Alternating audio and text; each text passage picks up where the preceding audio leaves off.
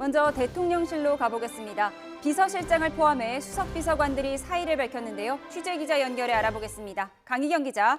네, 용산 대통령실입니다. 네, 여당 참패로 나타난 총선 결과에 대해서 윤 대통령은 구체적으로 어떤 메시지를 내놨습니까? 네, 윤석열 대통령은 총선에 나타난 국민의 뜻을 겸허히 받들어 국정을 쇄신하고 경제와 민생 안정을 위해 최선을 다하겠다고 밝혔습니다. 이관섭 대통령 비서실장은 오늘 오전 시작 6분 전에 공지된 예정에 없던 브리핑을 통해 이 같은 윤 대통령의 말을 전했습니다. 이 실장 브리핑 내용 들어보겠습니다.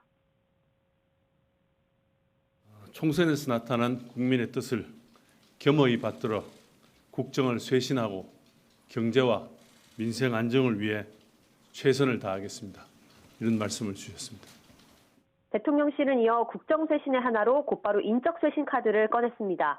한덕수 국무총리가 윤 대통령에게 구두로 사의를 표명했고 국가안보실을 제외한 대통령실의 수석비서관급 이상 참모진들도 모두 사의를 밝혔습니다.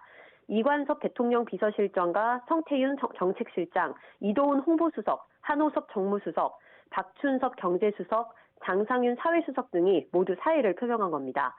대통령실 고위관계자는 국무총리와 대통령실 참모들의 잇단 사의 표명에 대해 국정쇄신을 위해 인적쇄신이 선행되는 차원이라고 설명했습니다. 네, 윤 대통령의 메시지 어떤 배경에서 나온 걸까요?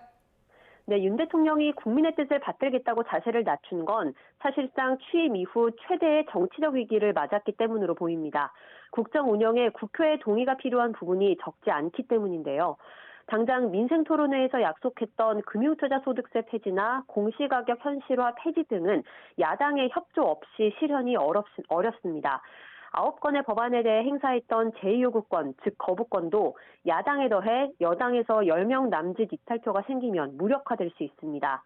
그런 만큼 야당과도 더 협조하고 긴밀히 소통하겠다는 뜻을 나타낸 것으로 풀이됩니다. 여기에 총선을 앞두고 김건희 여사 명품 가방 수수 의혹 처리 문제를 비롯해 회칼 테러 발언 논란 황상무 전 수석, 피의자 임명 논란 이종섭 전 대사 사퇴 문제로 파열음이 적지 않았던 만큼 선거 패배 책임론에서도 자유롭지 않은 상황입니다. 대통령실 고위관계자는 윤 대통령이 선거 시작 전부터 어떤 결과가 나오든 그것은 그동안의 국정 수행에 대한 국민의 평가라고 생각한다고 설명했습니다. 이어 총선 결과나 원인에 대해 되돌아보는 시간을 가질 거라고 덧붙였는데요. 조기 레임덕이나 식물 정권이 될 수 있다는 우려의 목소리가 커지는 가운데 윤 대통령이 국정 운영 스타일을 얼마나 바꿀 수 있을지 주목됩니다. 지금까지 용산 대통령실에서 YTN 강희경입니다.